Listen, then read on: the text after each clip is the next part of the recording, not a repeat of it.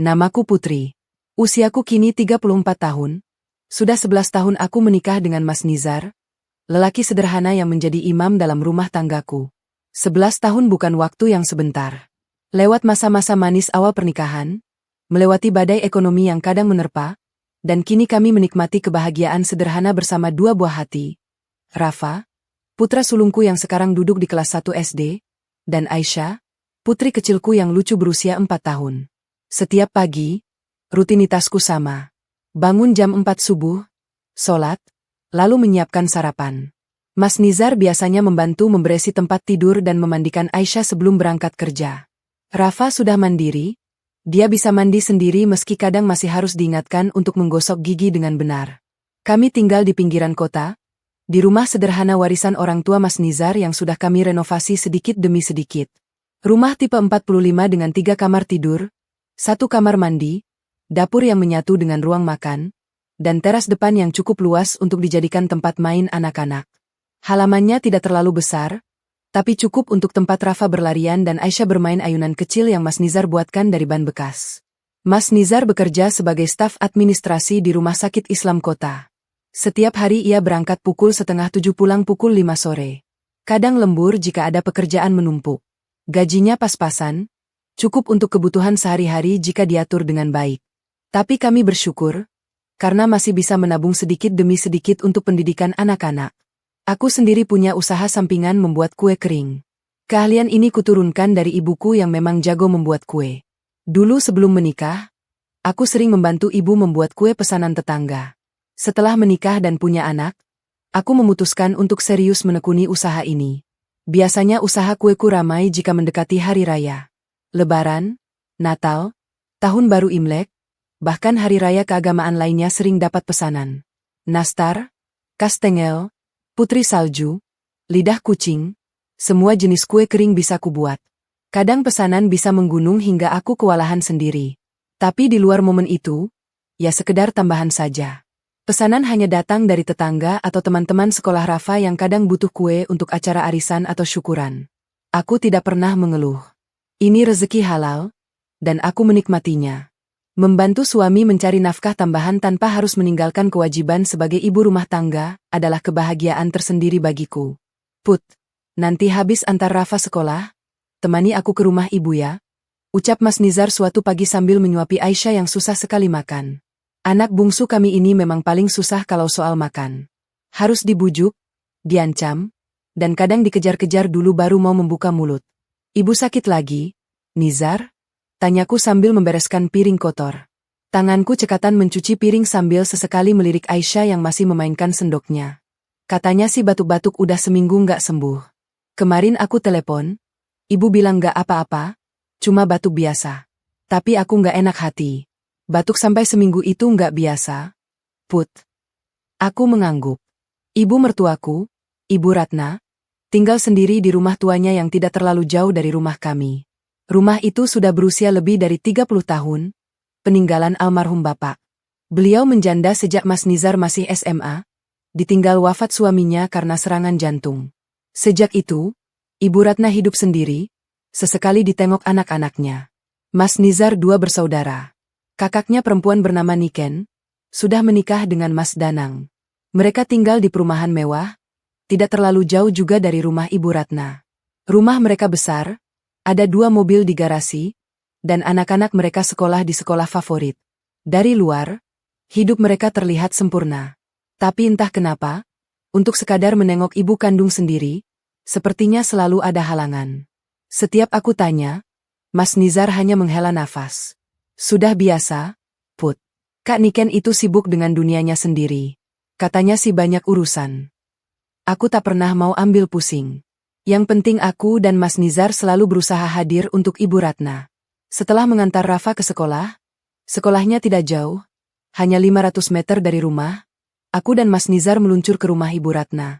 Aisyah duduk di kursi belakang, asyik dengan boneka kesayangannya. Sepanjang jalan aku tak berkata banyak. Ada firasat aneh di hatiku. Pagi itu mendung, langit kelabu seperti ikut merasakan kegelisahanku. Mas Nizar juga diam, sesekali menatap jalanan dengan pandangan kosong. Rumah Ibu Ratna terletak di gang kecil, tidak terlalu dalam. Pagar hijau yang catnya sudah mulai mengelupas, teras dengan 2 kursi bambu tua, dan pot-pot bunga yang sebagian sudah layu. Begitu pintu terbuka, hatiku langsung tercekat.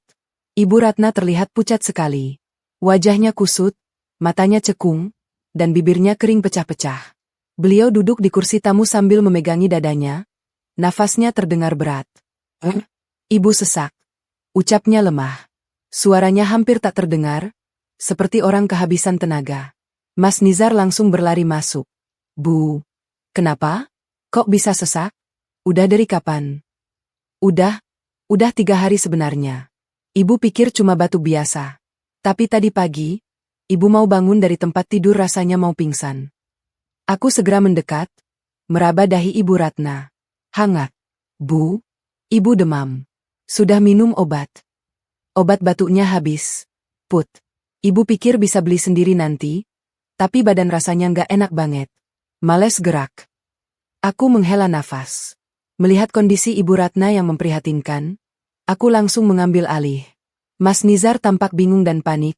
Tangannya gemetar saat memegang ponsel, mungkin ingin menelepon siapa. Nizar, ibu harus ke puskesmas. Aku yang antar, kamu berangkat kerja aja. Nanti kamu telat. Tapi, Put. Mas Nizar ragu. Aku bisa, Nizar. Percaya sama aku. Kamu tenang kerja, nanti kalau ada perkembangan aku kabari. Mas Nizar menatap ibunya, lalu menatapku. Akhirnya ia mengangguk pelan. Iya, titip ya, Put. Nanti kalau ada apa-apa kabari aku. Pokoknya apapun yang terjadi, kabari aku. Iya, Nizar. Sekarang kamu berangkat. Jangan leave. Setelah Mas Nizar pergi dengan raut wajah masih cemas, aku membantu Ibu Ratna berganti pakaian. Tangannya lemas, badannya panas. Aku hampir menangis melihatnya, tapi aku tahan. Harus kuat. Ayo, Bu. Kita ke puskesmas. Sejak hari itu, hidupku seperti terbagi 2. Rumahku sendiri dan rumah Ibu Ratna. Setiap pagi setelah mengantar Rafa sekolah, aku mampir ke rumah Ibu Ratna membawa sarapan. Biasanya bubur ayam atau nasi tim, karena Ibu Ratna susah mengunyah makanan keras. Aku suapi beliau, lalu membereskan rumah, mencuci piring kotor yang menumpuk, menyapu lantai yang berdebu, dan mengecek persediaan obat. Siangnya, aku datang lagi setelah Aisyah tidur siang. Aku titip Aisyah pada tetangga sebelah yang baik hati, Bu Rini, selama 2 jam. Di rumah Ibu Ratna, aku membawakan makan siang, membersihkan kamar mandi, mencuci baju yang sudah beberapa hari menggunung. Kadang aku juga harus menemani Ibu Ratna kontrol ke puskesmas, atau sekadar belanja kebutuhan pokok di warung. Sorenya, aku kembali lagi untuk menemani Ibu Ratna minum obat, memastikan dia makan malam, dan membersihkan diri setelah seharian. Kadang aku pulang malam, setelah Ibu Ratna tertidur pulas. Aku lelah, tentu saja. Tapi melihat Ibu Ratna yang mulai pulih sedikit demi sedikit, lelahku terbayar. Batuknya mulai berkurang, demamnya turun, dan wajahnya mulai bersemu merah sehat. Senyumnya yang dulu jarang terlihat, kini mulai sering menghiasi bibirnya yang kering. Aku tersipu. Alhamdulillah, Bu. Saya juga belajar dari Ibu. Saya lihat Ibu sabar banget hidup sendiri bertahun-tahun. Air mata Ibu Ratna mengalir pelan. Makasih, Put. Suatu hari, aku memberanikan diri bertanya. Bu, Kak Niken mana? Kok nggak pernah kelihatan? Setiap saya kesini, nggak pernah lihat dia atau Mas Danang. Ibu Ratna menghela nafas panjang. Matanya menerawang jauh, seperti mengingat sesuatu yang menyakitkan. Katanya sibuk, Put. Lagi banyak urusan katanya. Kemarin sempat telepon, bilang mau keluar kota sama Mas Danang. Katanya ada acara keluarga dari pihak Mas Danang. Aku mengerutkan dahi. Tapi kan ibu sakit, Bu. Masa mereka tega ninggalin ibu sendiri? Ibu Ratna tersenyum getir. Sudah biasa, Put. Sejak dulu juga begitu. Niken itu anaknya keras kepala. Kalau sudah punya pendirian, susah diubah. Apalagi sejak nikah sama Mas Danang, dia makin sibuk dengan dunianya sendiri. Kadang setahun sekali juga nggak jenguk ibu. Hatiku perih mendengarnya. Sebagai seorang ibu, pasti sakit punya anak yang seperti itu. Tapi ibu nggak apa-apa. Masih ada Nizar, masih ada kamu. Itu sudah lebih dari cukup buat ibu. Aku hanya bisa menggeleng dalam hati. Sibuk. Alasan klasik yang tak pernah berubah. Padahal setiap hari aku lihat story Instagram Kak Niken. Dia jalan-jalan ke mall, ke kafe, ke tempat wisata. Bahkan kemarin dia upload foto di restoran mewah dengan caption, Date Night with Hubby. Sibuk. Sibuk bersenang-senang lebih tepatnya. Tapi aku tak pernah berkomentar. Bukan urusanku. Tugas aku hanya satu, merawat Ibu Ratna sebaik mungkin, sebagai bentuk baktiku pada suami, juga pada orang tua yang telah melahirkannya. 2 minggu berlalu sejak pertama kali aku membawa Ibu Ratna ke puskesmas. Awalnya kondisinya membaik. Batuknya berkurang, demamnya turun, dan ia sudah bisa duduk-duduk di teras menikmati sinar matahari pagi. Aku lega, begitu juga Mas Nizar. Tapi minggu ketiga, semuanya berubah. Pagi itu aku datang seperti biasa, membawa bubur ayam kesukaan Ibu Ratna. Begitu memasuki rumah, aku dapati beliau terbaring di lantai kamar mandi. Tubuhnya lemas, wajahnya pucat pasi, dan bibirnya kebiruan. Bu, apa yang terjadi? Teriakku panik. Ibu Ratna membuka mata dengan susah payah. Ibu jatuh. Nafas ibu sesak banget. Aku segera membantunya bangun, tapi tubuhnya sangat lemah. Hampir tak ada tenaga. Dengan susah payah aku menuntunnya ke tempat tidur. Tanganku gemetar saat mengambil ponsel dan menelepon Mas Nizar. Mas Nizar, ibu drop. Cepat pulang, kita bawa ibu ke rumah sakit. Rumah sakit? Ada apa Put? Mas ibu sampai jatuh di kamar mandi. Nafasnya sesak banget, bibirnya kebiruan. Aku takut. Ya Allah, tunggu aku, Put. Aku segera pulang. Mas Nizar tiba 20 menit kemudian. Wajahnya pucat, keringat bercucuran meski ia naik motor. Bersama-sama kami membawa Ibu Ratna ke IGD rumah sakit terdekat. Bukan rumah sakit tempat Mas Nizar bekerja karena terlalu jauh, tapi rumah sakit umum yang lebih dekat. Di IGD, dokter segera menangani. Setelah pemeriksaan dan röntgen, dokter keluar dengan wajah serius. Pak, Bu, ibunya harus dirawat inap. Ada infeksi paru-paru yang cukup berat. Ditambah kondisi jantungnya juga lemah. Kemungkinan harus dirawat minimal seminggu. Seminggu? Aku hampir pingsan. Mas Nizar menggenggam tanganku. Berapa biayanya, Dok? Dokter menyebutkan angka yang membuat kami bergidik. Biaya administrasi masuk, biaya kamar, biaya perawatan, obat-obatan. Semuanya mencapai belasan juta. Kami tidak punya uang sebanyak itu, Dok. Ucap Mas Nizar lirih. Bisa dicicil, Pak. Yang penting urus administrasi dulu. Atau mungkin pakai asuransi, BPJS atau asuransi swasta. Mas Nizar menoleh padaku. Put, ibu dulu punya asuransi swasta. Waktu bapak masih ada, beliau daftarin ibu. Mungkin masih aktif. Aku coba cek dulu, Nizar. Aku menelepon nomor yang diberikan Ibu Ratna dulu. Beberapa kali mencoba, akhirnya tersambung dengan customer service asuransi. Setelah menyebutkan nomor polis dan data Ibu Ratna, jawaban yang kuterima bagaikan petir di siang bolong. Maaf, Ibu. Polis ini sudah tidak aktif sejak 2 tahun lalu. Premi tidak dibayarkan. Tidak dibayar? Tapi ibu saya rutin memberikan uang untuk membayar premi. Mohon maaf, Ibu. Di sistem kami, pembayaran terakhir adalah 3 tahun lalu. Setelah itu, tidak ada setoran masuk. Aku terdiam.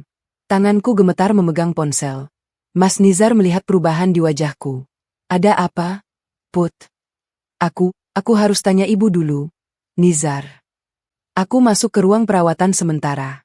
Ibu Ratna sudah terpasang infus dan selang oksigen. Beliau terbaring lemah, tapi masih sadar. Bu, asuransi ibu, yang dulu bapak daftarkan. Ibu bayar preminya ke siapa? Ibu Ratna mengerutkan dahi, berusaha mengingat di tengah lemasnya. Itu, ibu kasih uangnya ke Niken. Dia yang urus. Katanya setiap bulan dia setor. Setiap bulan, Bu? Iya. Ibu kasih 500.000 tiap bulan buat bayar asuransi. Hatiku hancur. Uang yang selama ini Ibu Ratna kumpulkan dari pensiunan almarhum bapak, yang ia sisihkan setiap bulan dengan susah payah, ternyata, Mas, panggilku lirih. Mas Nizar mendekat. Aku ceritakan semuanya. Wajahnya berubah. Dari cemas menjadi kecewa, lalu marah. Aku bisa melihat urat di lehernya menegang. Aku telepon Kak Niken. Beberapa kali mencoba, akhirnya Kak Niken menjawab. Suaranya terdengar sibuk, dengan latar suara orang-orang di mall atau kafe. Ya, ada apa Nis? Kakak lagi sibuk. Nih. Kak, asuransi ibu. Itu gimana? Katanya ibu tiap bulan kasih uang buat bayar asuransi. Tapi dari pihak asuransi bilang udah 2 tahun nggak dibayar. Keheningan di ujung telepon. Hah? Nggak dibayar? Masa sih? Jangan main-main, Kak. Ibu sekarang dirawat di rumah sakit. Kita butuh biaya besar. Asuransi itu satu-satunya harapan. Tapi ternyata mati. Uang ibu selama ini kemana? Siapa bilang aku nggak bayar? Pasti mereka yang salah catat. Udah, jangan nuduh dulu. Lagian kakak lagi sibuk. Entar telepon balik. Telepon ditutup. Mas Nizar menatap ponselnya dengan perasaan campur aduk. Malam harinya, di ruang tunggu rumah sakit, aku menangis. Bukan karena lelah, tapi karena kasihan melihat Ibu Ratna. Put, jangan nangis. Kita pasti bisa. Mas Nizar memelukku. Tapi gimana? Mas, uang kita cuma cukup buat sehari-hari. Gajimu masih 2 minggu lagi. Usaha kueku lagi sepi karena aku nggak bisa fokus. Kita harus bayar rumah sakit besok. Mas Nizar diam. Aku tahu dia juga bingung. Sebagai suami, pasti berat melihat istrinya menangis seperti ini. Aku mengambil ponsel. Dengan tangan gemetar, aku menekan nomor ayahku di kampung. Iya, Pak, ini Putri. Putri, ada apa? Nak, suara kamu kayak habis nangis. Aku menahan isak. Pak, aku pinjam uang. Ibu mertua sakit keras, harus dirawat di rumah sakit. Kami nggak punya biaya. Boleh aku pinjam. Keheningan sejenak. Lalu suara ayahku yang lembut menjawab. Berapa? Nak? 15 juta, Pak. Ya Allah. Nak, ayah nggak punya sebanyak itu. Tapi ayah punya tabungan, ada sekitar 10 juta. Buat apapun itu. Nanti ayah transfer. Aku tak kuasa menahan tangis. Makasih, Pak. Makasih banyak. Putri ganti nanti kalau sudah ada rezeki. Nggak usah dipikir, Nak. Itu buat ibumu. Ayah turut sedih. Semoga cepat sembuh. Telepon ditutup. Aku menangis di pelukan Mas Nizar. Di satu sisi bersyukur punya ayah yang baik, di sisi lain sedih karena harus merepotkan orang tua di kampung. 3 hari sudah Ibu Ratna dirawat di rumah sakit. Kondisinya naik turun. Kadang membaik, bisa bercanda sedikit. Kadang drop dan harus mendapat perawatan ekstra. Dokter bilang infeksinya sudah menyebar. Butuh waktu untuk pemulihan total. Aku hampir tidak pernah pulang. Hanya sesekali untuk berganti pakaian dan memastikan anak-anak baik-baik saja. Rafa dan Aisyah dititipkan pada Bu Rini, tetangga baik hati yang selalu siap membantu. Mas Nizar bergantian menjaga ibu. Sepulang kerja, ia langsung ke rumah sakit menemani, lalu aku pulang sebentar untuk membersihkan diri dan mengurus anak-anak. Kami berdua seperti zombie. Berjalan, bicara, dan bergerak, tapi sebenarnya kami kosong.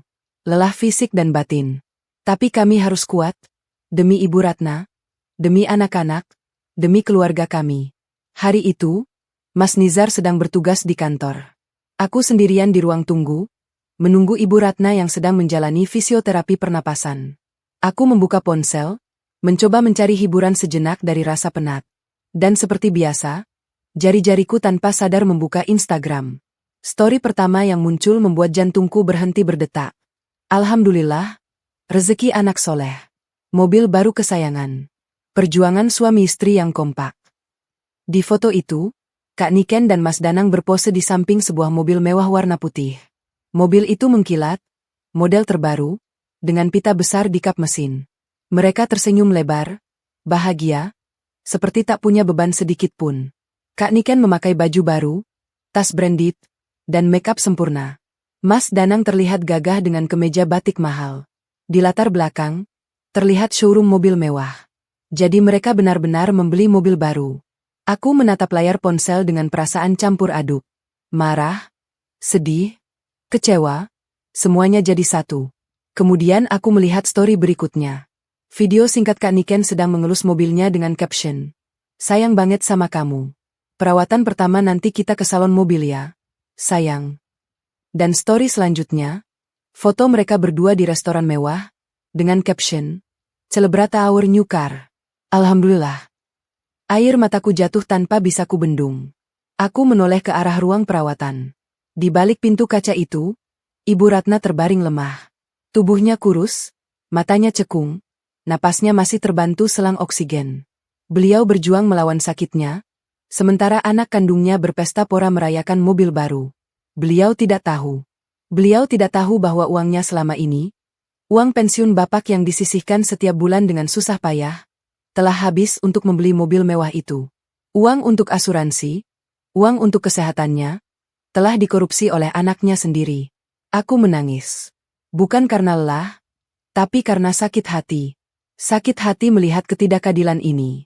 Sakit hati melihat orang jahat hidup bahagia, sementara orang baik seperti Ibu Ratna harus menderita. Ya Allah, kenapa ada manusia sekejam itu? Bisikku lirih sambil menutup wajah. Di sampingku, Mas Nizar yang sejak tadi diam, tiba-tiba menggenggam tanganku. Ternyata ia sudah datang. Wajahnya pucat, matanya merah. Pasti ia juga melihat ponselku. Put, jangan lihat itu. Hanya bikin sakit hati.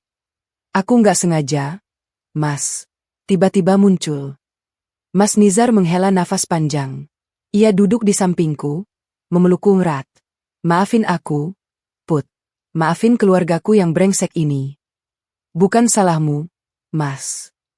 Tapi ini keluargaku. Kakak kandungku sendiri. Aku tak menjawab. Hanya menangis di dadanya. Kami diam cukup lama. Hanya suara mesin rumah sakit dan langkah perawat yang sesekali terdengar. Di luar, hujan mulai turun, menambah sendu suasana hati. Mas, aku mulai bicara. Aku capek. Capek banget. Tapi aku nggak akan berhenti. Demi ibu, demi kamu, demi anak-anak.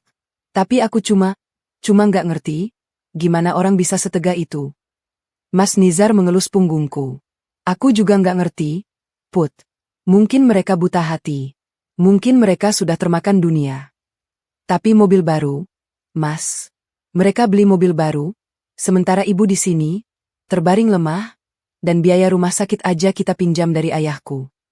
Aku tahu, Put. Aku tahu. Aku melepaskan pelukannya, menatap matanya. Mas, janji sama aku.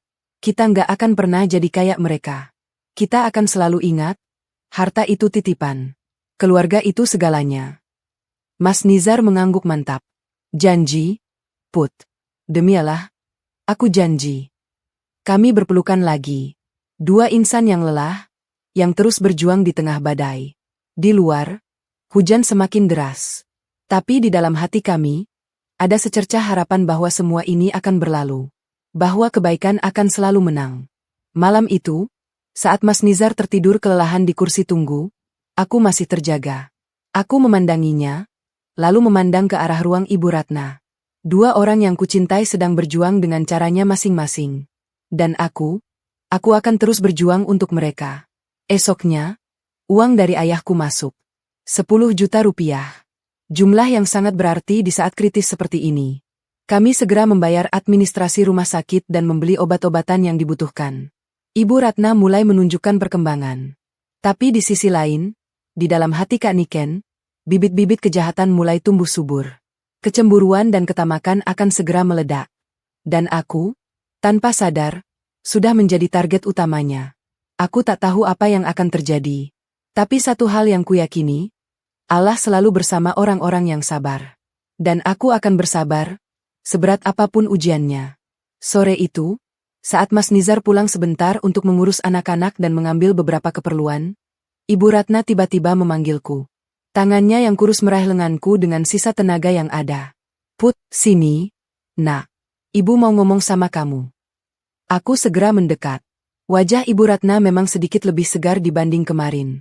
Mungkin efek obat atau mungkin memang beliau sedang merasa lebih baik. Tapi ada sesuatu di matanya, sesuatu yang membuat hatiku gelisah. Ibu mau apa? Mau minum? Atau mau ganti posisi? Tanyaku sambil merapikan selimutnya. Ibu Ratna menggeleng pelan. Enggak, Put. Ibu cuma mau ngobrol. Duduklah di sini, dekat ibu. Aku menurut. Kutarik kursi plastik di samping tempat tidur, duduk sedekat mungkin agar bisa mendengar suara Ibu Ratna yang mulai melemah. Put, ibu mau titip pesan. Pesan penting. Bu, istirahat aja dulu. Nanti kalau sudah sehat, kita ngobrol panjang lebar. Ucapku berusaha menenangkan, meski hatiku mulai berdebar tak karuan. Ibu Ratna tersenyum lemah. Senyum yang sama seperti yang selalu beliau berikan setiap kali aku datang membawakan makanan atau membantunya berganti pakaian. Senyum tulus seorang ibu yang tahu waktunya tak lama lagi. Put, ibu tahu tubuh ibu. Ibu nggak tahu umur ibu sampai kapan. Nak. Tapi sebelum semuanya terlambat, ibu mau kamu tahu satu hal. Bu, jangan berkata begitu. Ibu masih kuat, masih bisa sembuh. Dokter bilang. Coba tebak. Put, apa yang ibu lihat setiap kali ibu bangun di rumah sakit ini? Potong Ibu Ratna lembut. Aku diam. Tidak tahu harus menjawab apa. Yang ibu lihat pertama kali setiap ibu bangun, bukan wajah anak kandung ibu. Bukan Niken, bukan juga Nizar. Tapi kamu, Put. Kamu yang selalu ada di sini. Kadang tidur di kursi ini, kadang baca buku, kadang pegang tangan ibu. Air mataku mulai menggenang. Kamu yang gosokin ibu pakai minyak kayu putih tiap malam.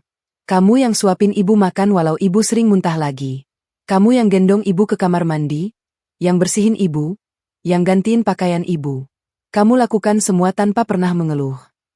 Bu, itu sudah kewajiban saya. Saya kan menantu ibu. Ibu Ratna menggeleng. Bukan kewajiban, Put. Itu ketulusan.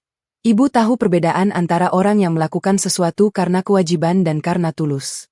Dan kamu, Nak, kamu tulus. Aku tak bisa menahan air mata. Jatuh perlahan membasahi pipi. Ibu sayang banget sama kamu, Put. Lebih dari ibu sayang sama anak kandung ibu sendiri. Maafkan ibu kalau kata-kata ini kasar. Tapi ini kebenaran yang ibu rasakan. Bu, jangan bilang begitu. Kak Niken itu anak ibu. Ibu tahu. Tapi coba lihat, Put. Selama ibu sakit, dia datang berapa kali? 3 kali? 4 kali? Itu pun cuma sebentar. Sibuk foto-foto, sibuk cerita soal mobil barunya. Dia nggak pernah tanya ibu butuh apa. Dia nggak pernah pegang tangan ibu. Dia nggak pernah nangis lihat ibu kesakitan. Aku terseduh. Ibu Ratna meraih tanganku, menggenggamnya erat. Tangannya dingin, tapi genggamannya penuh arti. Makanya, Put, ibu mau kasih sesuatu buat kamu. Ibu Ratna merogoh sesuatu di balik bantalnya. Perlahan ia mengeluarkan sebuah kantong kain warna coklat tua, lusuh, tapi diikat kuat. Dengan tangan gemetar, ia membuka ikatan itu. Di dalamnya, berkilauan perhiasan. Ada cincin bermata delima, kalung emas dengan liontin bulat, gelang bermotif ukir khas Jawa, anting-anting panjang, dan beberapa cincin lainnya. Semua tersusun rapi, dibungkus kain beludru merah. Ini, Put. Semua perhiasan peninggalan mendiang suami ibu, bapaknya Nizar. Dulu waktu beliau masih hidup, setiap dapat rezeki lebih, beliau selalu belikan ibu emas. Kata beliau, ini investasi buat masa depan. Kalau kita susah, emas bisa dijual. Kalau anak kita nikah, emas bisa jadi mahar. Kalau kita mati, emas bisa jadi warisan buat yang ditinggal. Aku terpukau. Bukan karena nilai emasnya, tapi karena cerita di baliknya. Bapak orangnya sederhana, Put. Tapi cintanya sama ibu luar biasa. Setiap emas ini punya cerita. Cincin ini beliau kasih waktu Rafa lahir. Kalung ini waktu ibu selamat dari operasi usus buntu. Gelang ini waktu Nizar lulus SMA. Ibu Ratna menangis pelan. Dan sekarang, ibu mau semua ini buat kamu, Put. Aku terkejut. Bu, saya nggak bisa terima ini. Ini terlalu berharga. Ini hak Kak Niken juga. Dan hak Mas Nizar. Niken. Ibu Ratna tersenyum getir. Niken cuma lihat harga jualnya, Put. Dia nggak lihat cerita di baliknya. Kalau ibu kasih ke dia, besoknya juga semua emas ini ludes dijual. Buat apa? Buat beli mobil baru? Buat liburan? Buat pamer ke teman-temannya? Tapi, Bu, Put, Dengar ibu. Ibu sudah lama mikirin ini. Kamu yang paling berhak. Kamu yang rawat ibu dengan tulus. Kamu yang temenin ibu di saat paling sulit. Kamu yang jadi anak buat ibu, lebih dari anak kandung ibu sendiri. Ibu Ratna memasukkan kembali perhiasan itu ke kantong, lalu menaruhnya di tanganku. Tangannya menggenggam tanganku erat. Simpan baik-baik, Put. Jangan bilang siapa-siapa dulu. Nanti kalau ibu sudah pergi, kamu pakai. Biar ibu lihat dari surga kamu cantik pakai perhiasan ibu. Bu, ibu nggak boleh bicara begitu. Ibu pasti sembuh. Ibu sudah pasrah, Put. Tapi tolong jaga amanat ini. Aku menangis tersedu-sedu. Memeluk Ibu Ratna dengan hati hancur. Di tengah tangisku, aku merasakan kehangatan yang aneh. Seperti Ibu Ratna sedang memelukku untuk terakhir kalinya. Dan saat itulah, dari balik tirai ruangan, aku melihat bayangan seseorang. Tubuh itu diam di balik tirai, tapi bayangannya jelas terlihat. Terlambat kusadari, Kak Niken baru saja datang. Matanya, meski hanya bayangan, menyinari sesuatu. Bukan sedih, tapi api. Api kebencian, api kecemburuan, api ketamakan. Ia mendengar semuanya.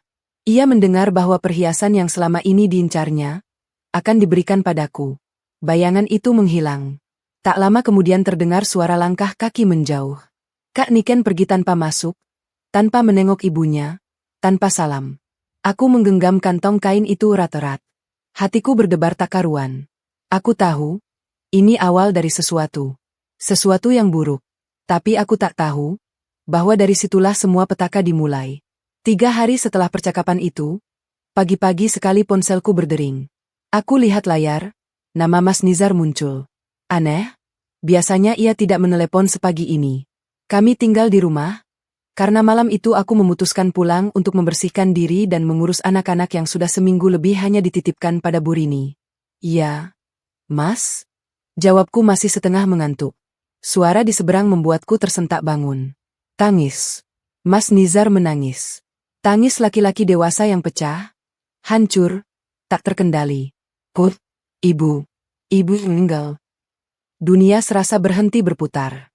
Apa? Mas? Jangan bercanda. Ibu meninggal, Put. Barusan, perawat nemuin ibu udah nggak bernafas. Katanya jantung ibu berhenti. Ponselku jatuh. Tubuhku lemas. Aku terduduk di lantai, tak bisa berkata-kata. Rafa yang kebetulan lewat menghampiri. Mama kenapa? Kok nangis?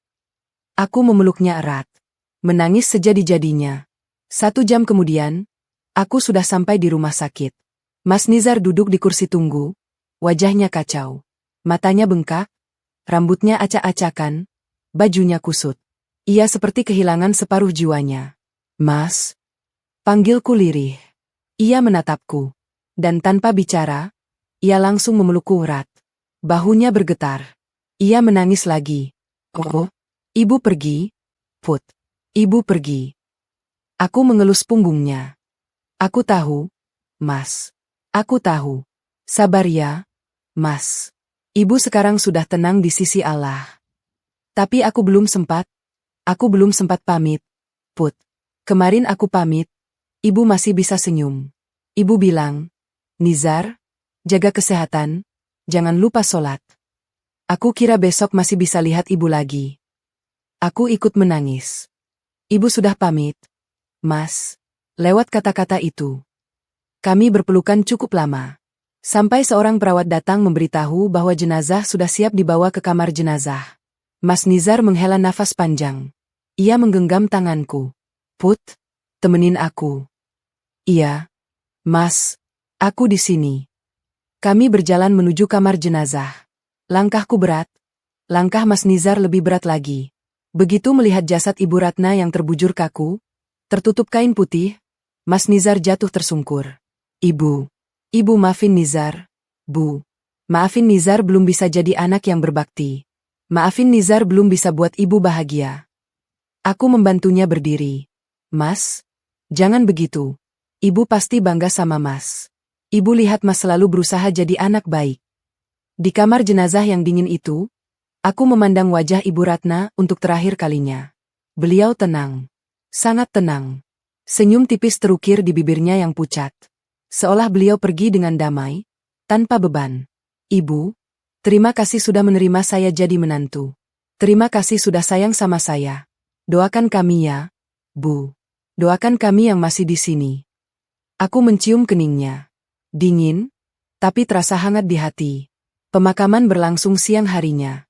Langit mendung, tapi tak jadi hujan. Seolah ikut berduka. Yang datang hanya tetangga sekitar rumah Ibu Ratna dan beberapa kerabat dekat. Jumlahnya tidak banyak, tapi cukup untuk mengantarkan jenazah ke peristirahatan terakhir. Kak Niken dan Mas Danang datang terlambat. Mereka tiba saat jenazah sudah hampir sampai di pemakaman. Dengan mobil barunya yang kinclong, mereka turun dengan pakaian hitam yang terlihat baru dibeli. Kak Niken memakai kacamata hitam mahal, dandanan sempurna, dan tas branded yang tidak pernah kulihat sebelumnya. Ya Allah, Nis, kok baru kasih tahu? Tegur Kak Niken setibanya di makam. Suaranya keras, seperti orang marah. Sudah kukabarin dari subuh. Kak, telepon berkali-kali nggak diangkat. Sibuk? Tahu nggak? Lagi ada urusan penting. Mas Nizar menatapnya tajam. Urusan apa yang lebih penting dari pemakaman ibu? Kak Niken mendengus. Sudahlah, nggak usah debat. Yang penting sekarang ibu sudah dimakamin. Nanti kita urus warisan. Warisan. Dua kata itu keluar dari mulutnya saat jenazah Ibu Ratna baru saja diturunkan ke liang lahat. Aku memandangnya dengan perasaan jijik. Tapi aku diam. Ini bukan waktunya. Selama prosesi pemakaman, Kak Niken lebih banyak sibuk dengan ponselnya. Beberapa kali kulihat ia foto-foto, merekam video, mungkin untuk story Instagram. Ia juga beberapa kali berbisik dengan Mas Danang, membicarakan sesuatu yang tidak kudengar jelas. Tapi dari raut wajah mereka, aku bisa menebak. Mereka sedang menghitung. Menghitung berapa banyak yang bisa mereka dapat dari kematian Ibu Ratna. Malam harinya, saat takziah, rumah Ibu Ratna dipenuhi pelayat. Tetangga-tetangga datang bergantian, membawa makanan, mengucapkan bela sungkawa. Aku sibuk menerima tamu, mengatur konsumsi, memastikan semua berjalan lancar. Mas Nizar duduk di teras, menerima ucapan duka dengan wajah lelah. Sekitar pukul 9 malam, saat pelayat mulai berkurang, Kak Niken tiba-tiba angkat bicara. Niz, kita bahas soal warisan ibu? Yuk, nggak enak kalau ditunda-tunda. Mas Nizar menghela nafas panjang. Kak, ibu baru aja dimakamin. Masih rame orang. Apa nggak bisa nanti dulu? Nanti dulu kapan? Kamu mau semua harta ibu ludes dimakan waktu? Kita harus cepat-cepat urus, biar nggak ada yang protes. Aku yang mendengar dari dapur, hampir menjatuhkan piring. Protes? Maksudnya? Aku? Apakah dia curiga aku akan merebut warisan Ibu Ratna? Mas Nizar menatap kakaknya tajam. Kak, jaga omongan. Ini baru hari pertama ibu pergi. Jangan bicara soal warisan dulu. Enggak sopan. Sopan? Kamu bilang kakak enggak sopan? Ibuku, Nis. Ibu kandungku. Masa aku enggak boleh nanya soal warisan? Boleh. Tapi nanti. Tunggu waktunya tepat. Kak Niken mendengus kesal. Ia berdiri, menarik Mas Danang. Udah, Dan. Kita pulang. Daripada di sini cuma disalah-salahin. Tapi ingat, Nis. Aku anak pertama. Aku punya hak lebih dari kamu. Apalagi dari orang lain. Matanya melirik ke arahku. Lirikan tajam, penuh makna. Lirikan yang membuatku merinding. Setelah mereka pergi, Mas Nizar duduk di sampingku. Wajahnya kusut. Maaf, Put. Kakakku emang begitu. Mas nggak usah minta maaf. Aku ngerti kok. Tapi aku nggak ngerti, Put. Ibu baru meninggal. Dia sudah sibuk ngomong warisan. Apa dia nggak punya perasaan? Aku menggenggam tangannya. Mungkin cara dia berduka beda, Mas. Bukan, Put. Ini bukan cara berduka. Ini ketamakan. Dia dari dulu incar harta ibu. Sekarang ibu pergi, dia nggak sabar mau ambil semuanya. Aku diam. Tak tahu harus berkata apa. Malam itu, setelah semua pelayat pulang, aku dan Mas Nizar membersihkan rumah. Rumah Ibu Ratna yang tiba-tiba terasa begitu sepi. Di setiap sudut, ada kenangan. Di dapur, tempat Ibu Ratna biasa membuat teh manis untukku. Di teras, Tempat kami biasa ngobrol sambil menikmati angin sore. Di kamar tidur, tempat Ibu Ratna menghabiskan malam-malam terakhirnya. Put, panggil Mas Nizar tiba-tiba.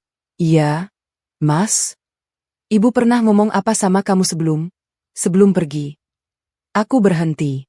Ingatan tentang kantong kain berisi perhiasan itu muncul. Tapi aku ragu. Apakah ini waktu yang tepat untuk memberitahu Mas Nizar? Apakah ia sudah siap mendengar? Ibu bilang sayang sama aku. Dan ibu titip pesan. Mas. Tapi aku janji sama ibu, nanti aku kasih tahu pas waktunya tepat. Mas Nizar menatapku lama. Lalu ia mengangguk. Aku percaya sama kamu, Put. Apapun pesan ibu, aku yakin itu baik. Aku tersenyum. Tapi dalam hati, aku gelisah. Aku tahu, Kak Niken tidak akan tinggal diam. Ia akan melakukan sesuatu. Sesuatu yang buruk. Tapi aku tak pernah menyangka, seberapa jauh ia akan melangkah. 7 hari sudah Ibu Ratna pergi. Kini kami harus menyiapkan acara pengajian 7 harian. Sejak pagi aku sibuk membereskan rumah Ibu Ratna, menyiapkan konsumsi, menata kursi untuk para tamu. Mas Nizar mengantar Rafa dan Aisyah ke rumah Bu Rini karena aku harus fokus. Sore harinya, aku memutuskan untuk menginap di rumah Ibu Ratna. Biar besok pagi lebih siap. Mas Nizar sempat keberatan. Put, kamu yakin tidak usah ditemani? Tanyanya cemas. Aku yakin, Mas. Lagi pula di sini banyak tetangga. Pulang saja. Istirahat. Besok harus datang pagi-pagi. Mas Nizar mencium keningku. Baiklah. Tapi kalau ada apa-apa, telepon aku. Setelah Mas Nizar pulang, aku membereskan sisa pekerjaan. Aisyah dan Rafa sudah tidur sejak jam 8. Rumah sunyi, hanya suara jangkrik dari luar. Sekitar jam setengah 10 malam, aku duduk sendirian di ruang tengah. Hatiku gelisah. Ada firasat aneh yang tidak bisa kujelaskan. Aku mencoba membaca Yasin, berdoa untuk Ibu Ratna, tapi firasat itu tidak hilang. 1 jam kemudian, aku ingin ke kamar mandi. Aku berjalan menuju kamar mandi di belakang rumah. Untuk mencapainya, aku harus melewati teras belakang. Saat melewati teras, aku mendengar suara bisik-bisik. Langkahku terhenti. Itu suara Kak Niken dan Mas Danang. Refleks, aku bersembunyi di balik tirai jendela. Jantungku berdegup kencang. Apa yang mereka lakukan di sini malam-malam begini? Aku mengintip dari celah tirai. Di bawah lampu teras yang redup, mereka duduk di kursi bambu, berbicara dengan suara pelan tapi penuh emosi. Aku gak terima, dan ibu mau memberikan semua perhiasan kepada putri. Itu hakku sebagai anak kandung. Suara Kak Niken terdengar jelas. Kamu yakin ibu ngomong begitu? Tanya Mas Danang. Apa kamu pikir aku budek? Aku dengar sendiri ibu mengatakan itu. Ibu mau memberikan semua perhiasan peninggalan bapak kepada putri. Keterlaluan. Sudah lama aku mengincar perhiasan itu, tahu-tahu mau diberikan kepada orang lain. Mungkin ibu merasa lebih dekat dengan putri, Ken. Selama ini putri yang merawat ibu. Ibu buta. Aku ini anak kandungnya. Masa aku dikalahkan oleh orang luar? Mas Danang menghela nafas. Jadi kamu mau bagaimana? Kak Niken diam sejenak. Lalu suaranya berubah dingin. Aku akan menjebaknya. Biar besok di acara pengajian, semua orang tahu dia pencuri. Aku menahan nafas. Caranya? Mudah. Besok acara 7 harian, semua orang akan datang. Aku akan mengambil perhiasan ibu, lalu memasukkannya ke tas putri. Kemudian aku berteriak bahwa perhiasanku hilang. Saat digeledah, perhiasan itu ditemukan di tasnya. Otomatis semua orang akan mengira dia mencuri. Mas Danang tertawa kecil. Licik juga kamu. Tapi kamu tahu tempat menyimpan perhiasan ibu. Tentu saja. Aku anaknya. Ibu menyimpannya di balik lemari, dalam kotak sepatu tua. Tempat yang tidak pernah terpikirkan orang. Bagaimana jika ketahuan? Ketahuan bagaimana? Semua orang akan percaya kepadaku. Aku anak kandung. Sementara dia hanya menantu yang numpang hidup di keluarga ini. Kak Niken terdengar penuh percaya diri. Setelah ketahuan, kita desak Nizar untuk menceraikannya. Biar dia pergi dari keluarga ini. Dan semua harta ibu otomatis jatuh ke tangan kita. Nizar pasti tidak akan mau mengambil harta ibu yang sudah membuat keluarganya hancur. Tapi Nizar itu orangnya baik, Nick. Masa dia mau menceraikan istrinya? Apalagi mereka sudah punya 2 anak. Kamu lihat saja nanti. Aku akan membuat Nizar marah besar. Laki-laki kalau sudah emosi, apapun bisa dilakukan. Aku akan memastikan Putri menanggung malu seumur hidupnya. Mas Danang terdengar ragu. Tapi ini terlalu kejam. Kasihan juga Putri. Dia sudah merawat ibu dengan baik. Kasihan? Kamu pikir aku tidak tahu motifnya merawat ibu? Supaya dianggap baik, supaya mendapat simpati, supaya ibu kasihan dan memberikan warisan kepadanya. Itu strategi licik. Sama seperti yang aku lakukan. Hanya saja aku lebih jujur. Aku mengakui aku mengincar harta ibu. Sementara dia, pura-pura suci. Aku mengepalkan tangan. Marah bercampur sedih. Lalu bagaimana dengan hutang-hutang kita? Tanya Mas Danang. Begitu perhiasan ibu kita dapat, langsung kita jual. Tutup semua hutang. Cicilan mobil yang sudah 3 bulan menunggak, hutang kartu kredit, pinjaman ke rentenir. Semua lunas. Tapi perhiasan ibu tidak seberapa. Mungkin hanya cukup untuk menutup setengah hutang kita. Kak Niken tertawa dingin. Kamu lupa? Ibu punya tanah dan sawah juga. Begitu Nizar kita singkirkan, urusan perceraian beres, kita bisa menuntut hak sebagai anak pertama. Tanah dan sawah itu jatuh ke tangan kita. Nizar yang sudah kecewa, pasti tidak akan mau mengambil warisan ibu. Dia akan memberikan semua kepada kita. Kamu yakin? Sangat yakin. Nizar itu tipe orang yang mudah terbawa perasaan. Kalau sudah kecewa, dia tidak akan mau mengambil apapun yang berhubungan dengan penyebab kekecewaannya. Aku merinding. Mereka tidak hanya ingin menjebakku, tapi juga menghancurkan rumah tanggaku. Jadi aku harus bagaimana besok? Tanya Mas Danang. Kamu di sampingku terus. Dukung apapun yang aku katakan. Jangan banyak bicara, jangan memberi celah.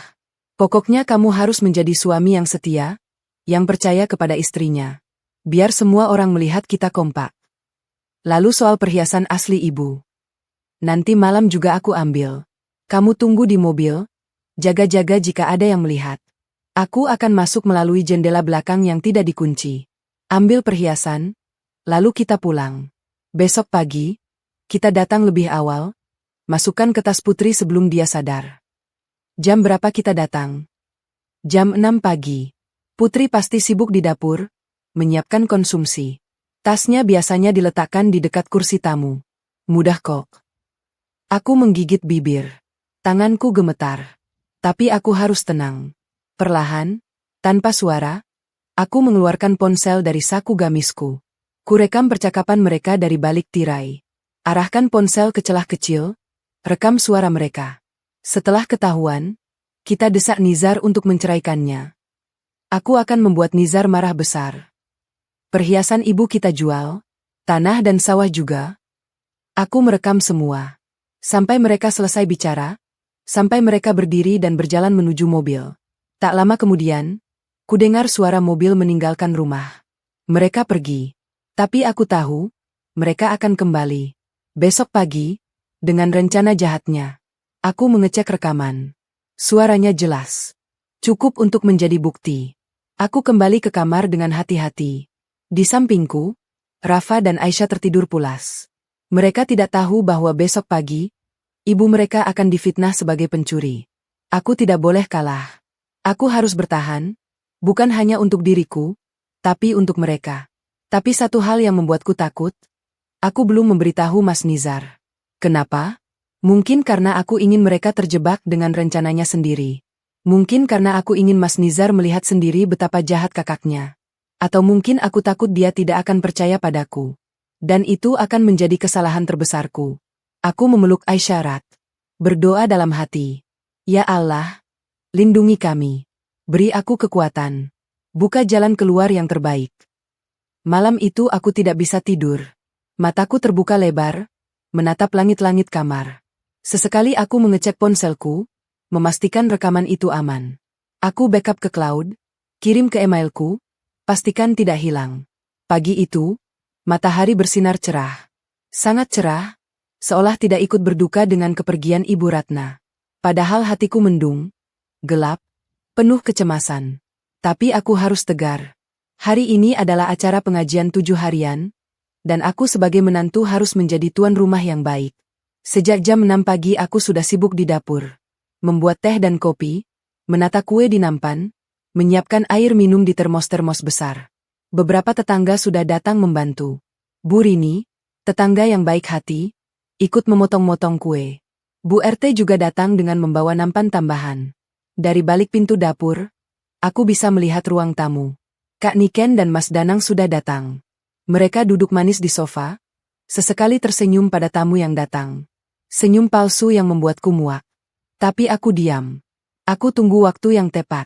Mas Nizar datang sekitar jam setengah 8. Wajahnya masih terlihat lelah, matanya sedikit sembab.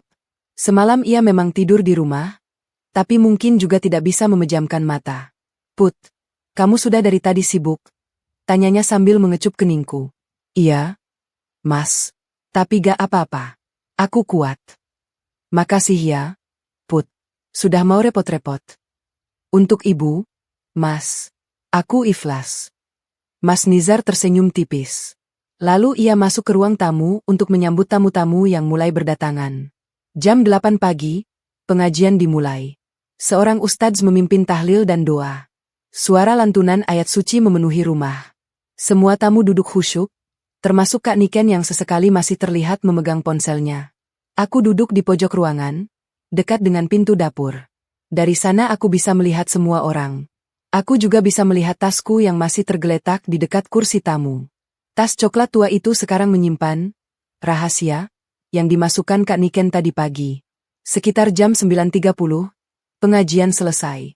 Doa dipanjatkan untuk almarhumah Ibu Ratna. Beberapa tamu terlihat menangis, termasuk aku. Mas Nizar menunduk dalam-dalam, bahunya bergetar. Pasti ia menangis. Setelah doa, acara dilanjutkan dengan ramah tamah. Tamu-tamu mulai mengambil makanan, duduk di kursi-kursi yang disediakan, mengobrol satu sama lain. Suasana mulai cair. Dan saat itulah, Kak Niken mulai bergerak. Tiba-tiba ia berdiri dari tempat duduknya. Wajahnya pura-pura panik. Tangannya meraba-raba tas yang ia bawa, lalu membuka resleting, memeriksa isinya. Ya Allah! Di mana? Kemana? Teriaknya tiba-tiba. Semua orang menoleh. Suasana yang tadinya ramai, langsung hening. Ada apa, Nick? Tanya seorang tetangga. Kalung ibu, cincin, gelang, anting-anting ibu. Semua perhiasan ibu yang aku bawa, hilang. Teriak Kak Niken dengan wajah pura-pura panik. Mas Nizar mendekat. Kak, tenang dulu. Mungkin jatuh atau salah taruh. Tidak, Nizar. Aku yakin tadi pagi perhiasan itu ada di tasku. Aku bawa karena aku mau memakainya untuk menghormati ibu di acara 7 harian. Tapi sekarang hilang. Pasti ada yang mengambil. Kata, mengambil, membuat semua orang mulai bergosip. Beberapa tamu saling berpandangan. Awas saja kalau ketahuan, aku akan bawa ke polisi. Teriak Kak Niken makin menjadi. Mas Danang ikut berdiri. Coba cek dulu, Nick. Mungkin jatuh di mobil. Sudah aku cek. Tidak ada. Pasti diambil orang. Aku hanya diam dari pojok ruangan. Hatiku berdetak kencang, tapi aku paksakan tenang. Beberapa tetangga mulai membantu mencari. Mereka membongkar tas-tas yang ada, memeriksa kolong kursi, mencari di sudut-sudut ruangan. Kak Niken pura-pura ikut mencari, tapi matanya sesekali melirik ke arah tasku. Dan momen yang ditunggu pun tiba. Kak, ini tas siapa? Tanya seorang tetangga sambil menunjuk tasku. Itu tasnya Putri, jawab Kak Niken cepat. Coba periksa. Siapa tahu pencurinya sembunyiin di situ. Mas Nizar menoleh ke arahku. Aku hanya diam. Tetangga itu membuka tasku. Tangannya merogoh isinya. Dan saat dikeluarkan, semua orang tersentak. Di tangannya tergenggam perhiasan Ibu Ratna. Kalung, cincin, gelang, anting-anting. Semua berkilauan di bawah sinar matahari yang masuk lewat jendela. Ketemu masnya. Teriak Kak Niken penuh kemenangan. Jadi kau pencurinya. Dunia serasa berhenti berputar. Semua mata tertuju padaku. Aku bisa melihat berbagai ekspresi di wajah mereka. Ada yang terkejut, ada yang jijik, ada yang tidak percaya. Beberapa tetangga mulai berbisik-bisik. Astagfirullah, Putri, masa kamu tega? Dia kan yang merawat Ibu Ratna selama ini. Masa tega mencuri? Ah, itu mungkin modus. Biar dibilang baik, padahal incarannya harta. Aku membuka mulut, tapi tak ada suara yang keluar. Masih mau mengelak? Ini barang buktinya ada di tasku. Hardik Kak Niken. Aku mencari Mas Nizar di antara kerumunan. Dan saat mataku bertemu dengannya, hatiku hancur berkeping-keping. Matanya merah. Bukan merah karena menangis, tapi merah karena marah. Marah besar yang belum pernah kulihat selama 11 tahun pernikahan kami. Wajahnya berubah, urat di lehernya menegang, tangannya mengepal. Putri, kamu? Suaranya parau, nyaris tidak terdengar. Mas Nizar, dengarkan aku dulu. Tidak. Jangan bilang apa-apa dulu. Bentaknya keras, membuat semua orang terkejut. Mas Nizar yang dikenal lembut, sabar, dan penyayang, sekarang berubah seperti singa siap menerkam. Ia berjalan mendekat dengan langkah berat. Wajahnya merah padam. Seluruh tubuhnya bergetar menahan amarah. Kau tega, Putri? Ibu baru seminggu meninggal. Kau tega mencuri hartanya? Selama ini kau rawat ibu ternyata karena ini? Karena ingin hartanya? Selama ini aku percaya padamu. Aku kira kau tulus. Ternyata. Mas, tidak begitu, aku tidak mencuri. Diam.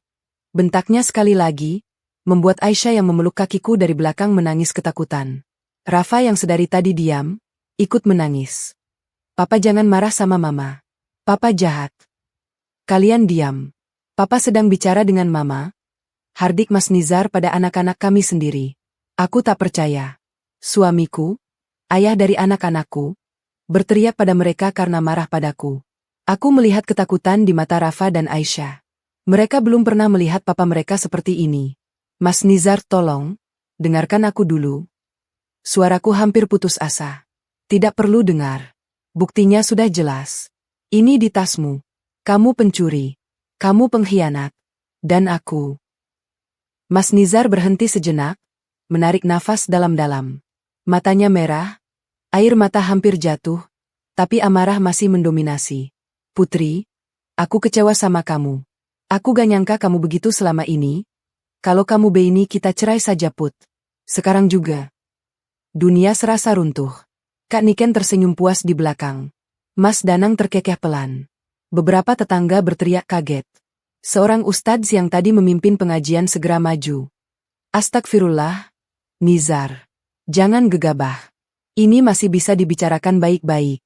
Jangan terburu-buru menjatuhkan talak. Sudah jelas, Ustadz. Dia pencuri. Saya tidak sudi hidup dengan pencuri. Mas Nizar meraih lenganku keras. Terlalu keras. Ia menarikku hingga aku hampir jatuh. Genggamannya kuat, menyakitkan. Sakit? Sakit? Kamu bilang sakit? Aku lebih sakit. Mengetahui istri yang selama ini ku percaya, yang selama ini ku kira tulus merawat ibu, ternyata pemangsa. Pemangsa harta warisan. Air mataku jatuh. Bukan karena sakit di lengan, tapi karena sakit di hati. Melihat suamiku sendiri, orang yang paling kucintai, berubah menjadi monster di depanku. Tapi di tengah kepedihan itu, aku ingat sesuatu. Rekaman di ponselku. Bukti yang akan mengubah segalanya. Aku mengambil nafas dalam-dalam. Tanganku merogoh saku dalam gamisku. Di sana, ponselku tersimpan dengan aman.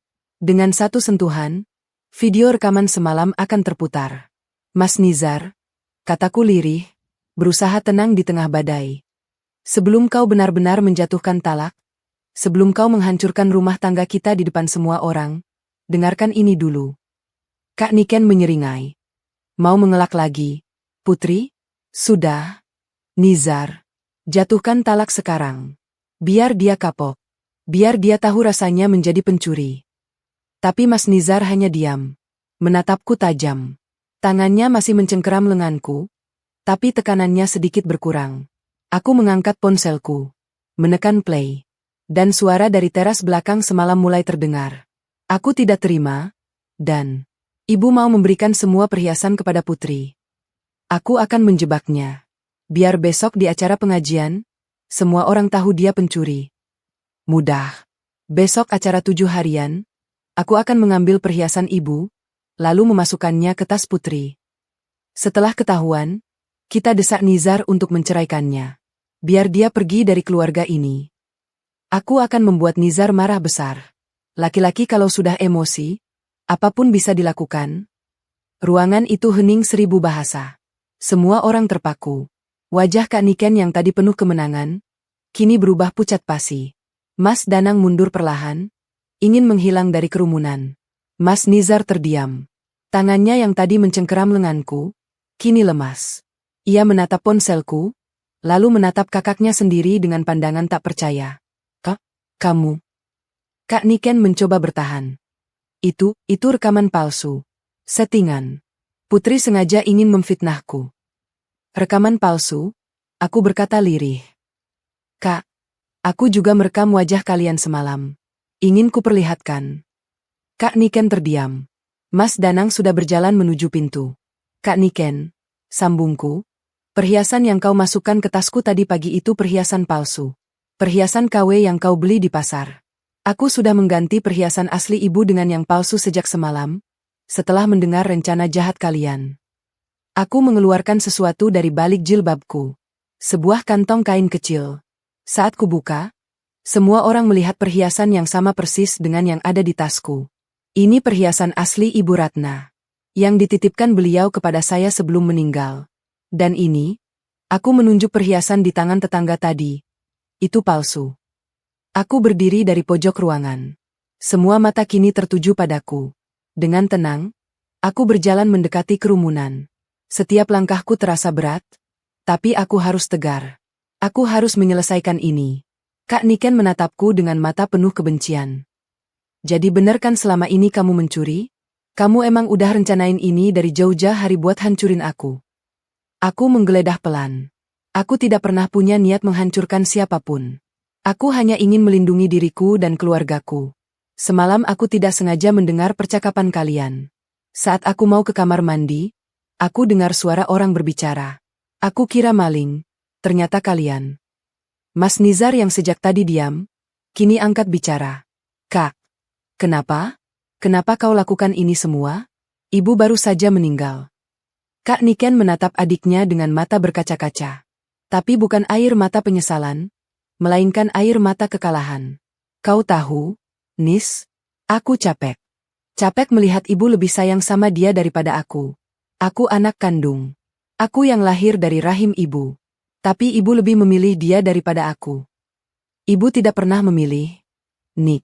Ibu hanya menghargai orang yang tulus merawatnya. Tulus? Kau pikir dia tulus? Dia cuma incar harta ibu. Sama seperti yang lain. Aku menarik nafas dalam. Kak, aku tidak pernah incar harta ibu. Aku merawat ibu karena aku sayang. Karena ibu sudah menerimaku sebagai menantu dengan baik. Karena ibu selalu mendoakanku. Karena ibu seperti ibuku sendiri. Kosong. Tapi buktinya, Kak, perhiasan ibu masih utuh di sini. Aku menunjukkan kantong kain di tanganku. Aku bisa saja mengambilnya diam-diam. Aku bisa saja menjualnya. Tapi aku tidak lakukan itu. Karena itu amanah ibu. Karena ibu titipkan padaku untuk dijaga, bukan untuk diperjualbelikan. Mas Danang akhirnya buka suara. Nick, kita pergi saja. Ini sudah cukup memalukan. Tidak, aku tidak akan pergi sebelum semua tahu. Mas Nizar melangkah maju. Wajahnya tegas, matanya tajam menatap kakaknya. Kak, kau sudah cukup. Lihat dirimu sekarang. Semua orang sudah tahu siapa kamu sebenarnya. Kak Niken menoleh ke sekeliling. Satu persatu tamu menunduk, menghindari tatapannya. Beberapa berbisik-bisik dengan pandangan jijik. Yang lain menggeleng-gelengkan kepala. Aku hanya ingin yang menjadi hakku. Bisiknya lirih, mulai kehilangan tenaga. Hakmu? Apa hakmu? Nick, apa kau sudah merawat ibu? Apa kau sudah menemani ibu di saat sakit? Apa kau sudah memandikan ibu? Menyuapi ibu? Menemani ibu begadang di rumah sakit? Mas Nizar bertubi-tubi. Tidak, Nick. Yang lakukan semua itu Putri. Istriku. Bukan kau. Kak Niken terisak. Kali ini benar-benar terisak. Tapi aku anaknya. Menjadi anak bukan hanya soal darah, Kak. Tapi soal hati. Kau mungkin anak kandung ibu, Tapi hatimu jauh dari ibu. Sementara Putri, dia bukan darah daging ibu, tapi hatinya selalu dekat dengan ibu. Setelah Kak Niken dan Mas Danang pergi meninggalkan rumah duka, suasana masih terasa berat. Para tamu mulai berangsur pulang, meninggalkan kami berdua dengan anak-anak yang masih ketakutan. Rafa duduk di pangkuanku, Aisyah bersembunyi di balik kakiku. Mereka belum sepenuhnya tenang dari kejadian tadi. Mas Nizar duduk di kursi ruang tamu, wajahnya menunduk. Ia terlihat sangat lelah, bukan hanya fisik tapi juga batin. Sesekali ia menghela nafas panjang, tangannya meremas-remas ujung sarung yang masih dipakainya. Aku diam. Tidak tahu harus memulai dari mana. Beberapa menit berlalu dalam keheningan. Hanya suara burung dari luar yang terdengar. Rumah Ibu Ratna yang tadi pagi ramai oleh suara pengajian, kini sunyi mencekam. Mas Nizar akhirnya angkat bicara. Suaranya parau, seperti orang habis menangis lama. Put, ambil itu. Aku menoleh. Ambil apa, Mas? Perhiasan ibu, yang ibu titipkan ke kamu. Aku memegang kantong kain di sakuku. Masih aman. Ini, Mas? Ya. Sekarang kasih ke aku. Dengan sedikit ragu, aku menyerahkan kantong itu pada Mas Nizar. Ia membukanya perlahan, mengeluarkan satu persatu perhiasan itu. Kalung emas dengan liontin bulat, cincin bermata delima, gelang bermotif ukir khas Jawa, anting-anting panjang, dan beberapa cincin lainnya. Ia memandanginya lama, air matanya jatuh membasahi perhiasan itu. Ini kenangan terakhir ibu, bisiknya. Ibu selalu pakai kalung ini waktu aku masih kecil. Waktu aku lulus SD, ibu pakai ini. Waktu aku nikah sama kamu, ibu juga pakai ini. Aku ikut menangis melihatnya. Mas Nizar menghela nafas panjang. Lalu ia berdiri. Put, tunggu di sini. Aku ke kamar belakang sebentar. Mau kemana, Mas? Kak Niken dan Danang masih di belakang. Mereka belum pulang. Mobilnya masih ada. Aku terkejut. Mas, jangan-jangan macam-macam. Tenang, Put. Aku cuma mau ngasih ini. Sebelum aku bisa mencegah, Mas Nizar sudah berjalan ke belakang. Aku mengikutinya dari jauh, hati berdebar. Di teras belakang, Kak Niken dan Mas Danang sedang duduk lemas di kursi bambu. Wajah mereka kusut, pakaian masih rapi tapi semangat mereka hancur. Kak Niken menangis, Mas Danang hanya diam menunduk. Melihat Mas Nizar datang, Kak Niken langsung bangkit. Nizar, dengar, aku minta maaf. Kakak, potong Mas Nizar tenang. Suaranya tidak marah, tidak tinggi, justru tenang, sangat tenang. Aku tidak datang untuk marah. Aku datang untuk memberi ini. Ia meletakkan kantong kain itu di pangkuan Kak Niken. Kak Niken terpaku. Apa ini? Perhiasan ibu. Semuanya. Cincin, kalung, gelang, anting-anting. Semua yang ibu punya. Aku terkejut. Kak Niken juga. Mas Danang ikut terkesiap. Nizar, maksudmu? Tanya Kak Niken tidak percaya. Aku bilang, ambil semua. Ini untuk kakak. Perhiasan ibu, tanah ibu, sawah ibu, rumah ibu, semua untuk kakak. Aku tidak mau ambil satu pun. Kak Niken terdiam. Matanya berkaca-kaca, tapi bukan kebahagiaan. Lebih seperti ketidakpercayaan. Tapi, Nizar, ini hakmu juga. Ini warisan ibu buat kita berdua. Tidak, Kak. Aku tidak sanggup memakainya. Aku tidak sanggup melihatnya. Setiap kali melihat perhiasan ini, aku akan ingat hari ini. Hari di mana kakak kandungku hampir menghancurkan rumah tanggaku. Hari di mana aku hampir menceraikan istriku karena fitnah kakak. Kak Niken menunduk. Tangannya gemetar memegang kantong itu. Aku tidak butuh harta ibu, Kak. Aku butuh keluargaku utuh. Aku butuh istriku. Aku butuh anak-anakku. Dan untuk menjaga mereka, aku rela melepas apapun. Termasuk warisan ibu. Ngar, aku. Ambil saja, Kak. Aku ikhlas. Mudah-mudahan dengan harta ini, hidup kakak cukup. Mudah-mudahan hutang-hutang kakak lunas. Mudah-mudahan kakak bisa hidup tenang. Tapi ingat satu hal. Kak Niken menatapnya. Mulai hari ini, aku tidak punya kakak. Kakak bukan siapa-siapa lagi buat aku. Untuk urusan dunia, sudah selesai. Untuk urusan akhirat, aku sudah maafkan. Tapi untuk hubungan keluarga, sudah putus. Kak Niken menangis terseduh. Nizar, jangan begitu, aku minta maaf. Maaf kakak sudah aku terima. Tapi kepercayaan, itu lain soal. Mas Nizar berbalik. Sebelum pergi, ia menambahkan, Kak, semoga Allah mengampuni kakak. Aku sudah mengampuni. Tapi untuk kembali seperti dulu, jangan harap. Ia berjalan meninggalkan kakaknya yang terisak di teras belakang. Aku yang mengintip dari balik pintu, ikut menangis. Bukan sedih, tapi haru. Suamiku, meski terluka, masih bisa menjadi pribadi yang besar hati. Mas Nizar meraih tanganku. Ayo, Put, kita pulang. Kami masuk ke rumah, menggendong Rafa dan Aisyah yang masih setengah tidur. Tanpa pamit, tanpa bicara lagi, kami meninggalkan rumah Ibu Ratna. Rumah yang penuh kenangan manis, tapi juga menjadi saksi bisu fitnah paling kejam dalam hidupku. Di dalam mobil, suasana hening. Aku duduk di kursi depan, Rafa dan Aisyah di belakang. Mereka sudah tertidur pulas, mungkin kelelahan setelah pagi yang menegangkan. Mas Nizar menyetir dengan wajah tegang. Matanya lurus ke depan, tapi sesekali kulihat ia mengusap air mata diam-diam. Setelah beberapa lama, ia menepikan mobil di pinggir jalan yang sepi. Jalan kecil dekat sawah, tidak ada orang lalu lalang. Hanya suara jangkrik dan katak dari kejauhan. Put, panggilnya lirih. Iya, Mas. Tanpa berkata apa-apa, ia membuka sabuk pengamannya, lalu memelukku erat. Sangat erat. Bahunya bergetar. Ia menangis. Menangis seperti anak kecil yang kehilangan sesuatu yang berharga. Maafin aku, Put, maaf. Isaknya putus asa. Aku diam. Membiarkannya menangis. Tanganku mengelus punggungnya pelan, mencoba menenangkan. Aku hampir menceraikanmu. Aku hampir. Ya Allah, bagaimana bisa aku sejahat itu? Aku hampir kehilangan keluargaku karena kebodohanku sendiri.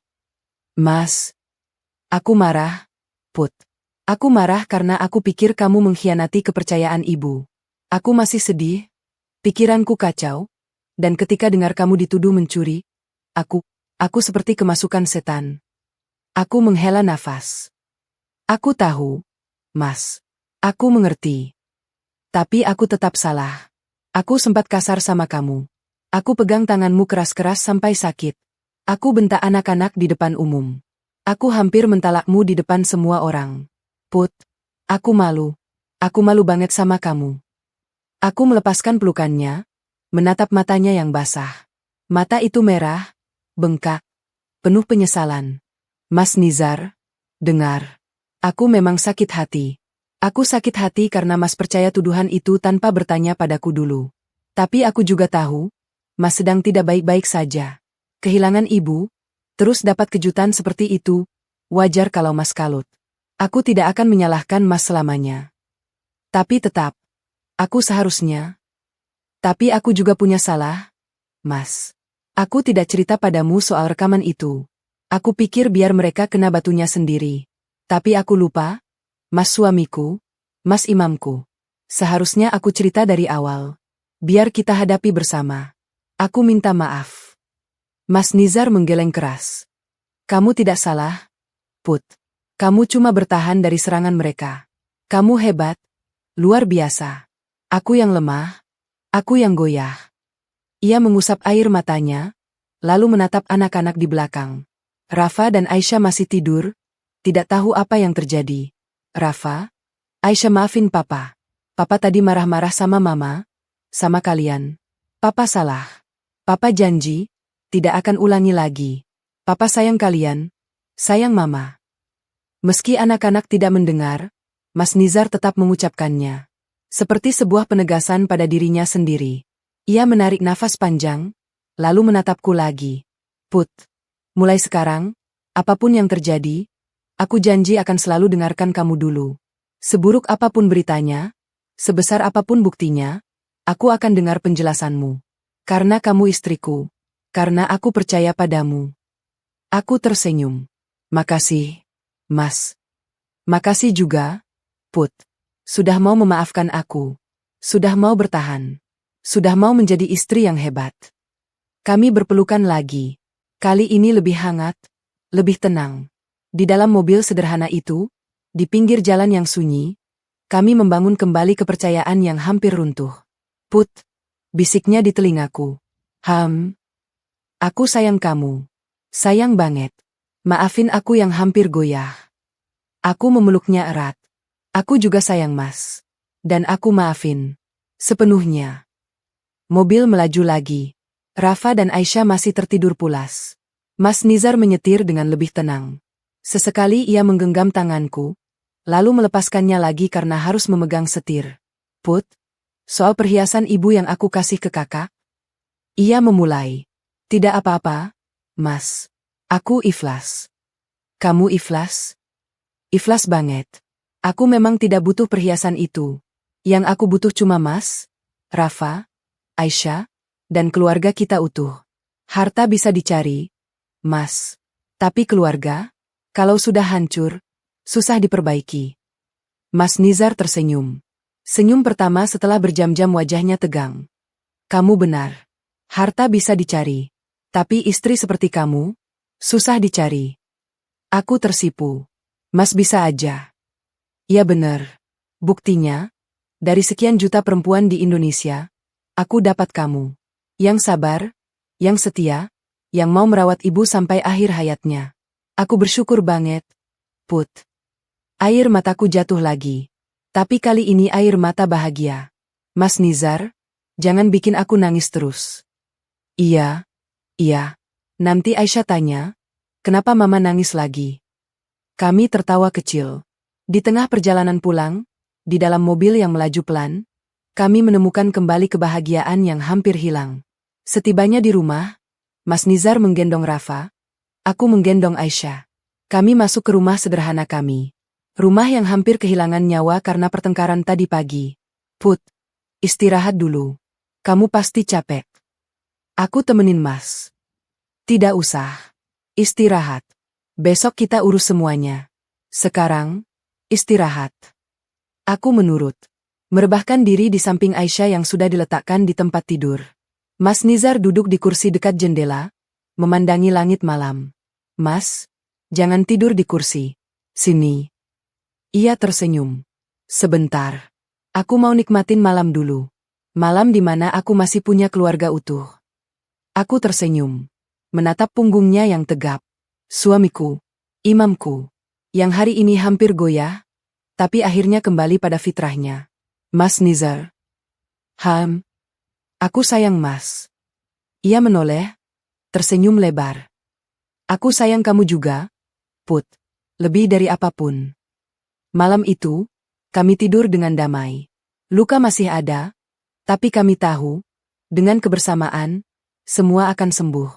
Esok adalah hari baru. Hari untuk memulai lagi. Hari untuk membuktikan bahwa cinta kami lebih kuat dari fitnah apapun. Setahun sudah berlalu sejak peristiwa memilukan itu. Waktu berjalan begitu cepat, meninggalkan kenangan pahit yang kini hanya menjadi pelajaran berharga dalam hidup kami.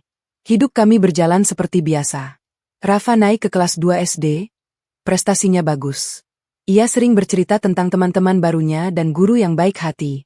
Aisyah sekarang sudah masuk TK, setiap pagi bersemangat memakai seragam pinknya dan minta diantar papa. Rumah kami yang dulu terasa sunyi, kini dipenuhi tawa riang mereka. Aku masih sibuk dengan bisnis kue keringku. Tapi ada yang berbeda, bisnisku berkembang pesat. Entah karena berkah atau karena rezeki yang datang setelah ujian, pesanan kueku terus meningkat. Dari awalnya hanya jualan di rumah dengan oven seadanya, sekarang aku sudah punya toko kecil di pinggir jalan raya. Aku beri nama, Dapur Putri. Toko itu sederhana, tapi selalu ramai pembeli. Tidak hanya toko offline, aku juga mengembangkan toko online. Dengan bantuan Mas Nizar yang paham teknologi, kami buka akun di berbagai platform. Aku belajar mengelola media sosial, memfoto produk dengan menarik, dan melayani pelanggan dari berbagai kota. Pesanan datang dari mana-mana. Kadang sampai kewalahan dan harus merekrut 2 orang tetangga untuk membantu. Mas Nizar sendiri alhamdulillah dipromosikan jadi kepala bagian administrasi di rumah sakitnya. Gajinya naik, tunjangannya bertambah. Ia juga lebih sering di rumah karena jam kerjanya lebih teratur. Hidup kami semakin berkecukupan. Bukan kaya raya, Tapi cukup dan bisa menabung untuk masa depan anak-anak. Kami tidak pernah lagi berhubungan dengan Kak Niken. Setelah kejadian itu, ia dan Mas Danang seperti lenyap di telan bumi. Dari tetangga, kami dapat kabar bahwa mereka menjual semua harta Ibu Ratna. Perhiasan, tanah, sawah, semua ludes dalam hitungan bulan. Ternyata, hutang mereka jauh lebih besar dari yang kami duga. Cicilan mobil yang menunggak hampir setahun, hutang di bank, hutang pada rentenir, semuanya menggunung. Setahun kemudian, kabar mengejutkan datang. Put, dengar kabar enggak? Ucap Mas Nizar suatu malam sambil memegang ponsel. Apa, Mas? Kak Niken, rumahnya disita bank. Aku tertegun. Apa? Iya. Semua ludes katanya. Mereka jual tanah ibu, jual sawah, jual semua perhiasan. Tapi ternyata hutangnya lebih banyak. Rumah mereka yang mewah itu sekarang sudah disegel bank. Aku diam. Antara sedih, iba, dan perasaan aneh yang sulit dijelaskan. Terus mereka tinggal di mana, Mas? Di rumah ibu. Rumah tua itu. Katanya mereka minta izin sama pengurus RT buat tinggal di sana. Tidak punya apa-apa lagi. Aku menghela nafas panjang. Mas Nizar menggenggam tanganku.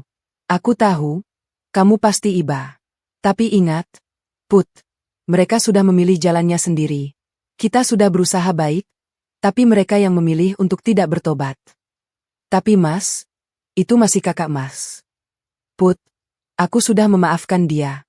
Tapi untuk kembali dekat, aku belum siap. Mungkin suatu saat nanti, kalau dia benar-benar berubah. Aku mengangguk. Aku mengerti. Esoknya, saat aku sedang melayani pembeli di toko, seorang wanita tua masuk. Aku hampir tidak mengenalinya. Kak Niken. Tapi bukan Kak Niken yang dulu. Wanita ini kurus, pakaiannya lusuh, rambutnya acak-acakan. Matanya sayu dan penuh penyesalan. Puri. Suaranya serak. Aku diam. Semua pembeli menoleh. Putri, aku minta maaf. Aku masih diam. Aku tahu, mungkin kata maaf tidak cukup. Tapi aku benar-benar menyesal. Aku sudah menghancurkan keluarga sendiri. Mas Danang meninggalkan aku, kabur entah kemana.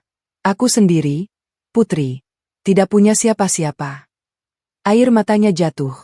Aku merasa terenyuh, tapi juga ingat semua perbuatannya. Kak, aku sudah memaafkan kok. Sejak lama. Tapi luka itu masih ada. Aku tahu. Aku cuma mau minta maaf langsung. Dan minta doa. Aku tidak minta apa-apa lagi. Cuma doa. Aku berjalan mendekat. Melihatnya dari dekat, aku bisa melihat betapa hancurnya dia. Kulitnya kusut, matanya cekung, tangannya gemetar. Kak, semoga Allah membukakan pintu taubat untukmu. Ia menangis terseduh, memelukku erat. Aku diam, membiarkannya. Beberapa pembeli berbisik-bisik. Tapi aku tidak peduli. Setelah itu, ia pergi. Aku melihatnya berjalan gontai menjauh. Dan hatiku, entah kenapa, terasa lapang. Malamnya, aku cerita pada Mas Nizar. Ia hanya menghela nafas. Mungkin ini ujian terakhir buat kita, Put. Untuk benar-benar memaafkan. Dan kita sudah melakukannya, Mas. Kita harus tetap baik padanya. Tapi jangan sampai didekati dulu. Beri jarak. Biar dia belajar dari kesalahan. Aku mengangguk setuju. Dan kami pun menjalani hidup dengan tenang. Kadang aku merenung, betapa kehidupan ini penuh kejutan. Dulu aku difitnah, hampir diceraikan, hampir kehilangan segalanya. Tapi Allah selalu punya rencana indah. Dari ujian itu, kami jadi lebih kuat. Dari air mata, kami petik hikmah. Kami belajar bahwa harta bukan segalanya. Kak Niken yang dulu sombong dengan mobil mewah dan rumah besarnya, kini hidup melarat. Sementara kami yang dulu sederhana, kini diberi rezeki berlimpah. Bukan untuk bermegah-megahan, tapi untuk belajar bersyukur dan berbagi. Setiap bulan, kami rutin menyisihkan sebagian rezeki untuk anak yatim dan fakir miskin. Rafa dan Aisyah kami ajarkan untuk berbagi sejak dini. Mereka senang jika diajak memberi makanan ke panti asuhan atau membagikan takjil di bulan Ramadan. Bu, kenapa kita harus berbagi? Tanya Rafa suatu hari. Karena Allah sayang sama orang yang suka berbagi. Nak, Dulu mama dan papa pernah susah. Kita tahu rasanya kekurangan. Makanya sekarang kalau punya rezeki lebih, kita berbagi sama yang membutuhkan. Rafa mengangguk paham. Aisyah menirukan dengan lucunya. Kini, setiap malam sebelum tidur, aku selalu bersyukur. Bersyukur punya suami yang akhirnya sadar dan meminta maaf. Bersyukur punya anak-anak yang lucu dan soleh. Bersyukur punya rezeki yang berkah. Dan yang paling penting, bersyukur karena Allah masih memberiku kesempatan untuk belajar ikhlas, sabar, dan memaafkan. Karena hidup ini, pada akhirnya, adalah tentang bagaimana kita memaafkan dan dimaafkan. Tentang bagaimana kita jatuh dan bangkit lagi. Tentang bagaimana kita bertahan dalam badai, lalu menemukan pelangi di ujungnya. Aku memandangi Mas Nizar yang sedang tertidur di sampingku. Wajahnya tenang, berbeda dengan setahun lalu yang selalu tegang. Aku mengelus rambutnya pelan. Makasih, Mas. Sudah bertahan bersamaku. Ia bergerak sedikit, lalu memelukku tanpa sadar. Aku tersenyum. Di kamar sebelah, Rafa dan Aisyah tidur nyenyak. Besok pagi mereka harus sekolah. Dan aku akan bangun seperti biasa, menyiapkan sarapan, mengantar mereka, lalu ke toko. Hidup sederhana yang penuh berkah. Aku memejamkan mata. Doa terakhirku sebelum tidur.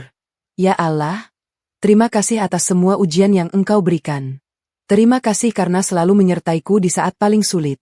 Terima kasih karena mempertemukanku dengan Mas Nizar, Rafa, dan Aisyah. Jaga mereka selalu. Lindungi keluarga kecilku. Berkahi rezeki kami. Dan jika ada dosa yang kami lakukan, ampuni kami. Amin. Malam itu, aku tidur dengan damai. Karena aku tahu, besok adalah hari baru. Hari untuk terus bersyukur. Hari untuk terus belajar. Hari untuk terus mencintai. Dan aku, Putri, istri Mas Nizar, ibu dari Rafa dan Aisyah, adalah saksi hidup bahwa kebaikan akan selalu menang pada akhirnya. Meski kadang harus melewati jalan berliku yang penuh air mata.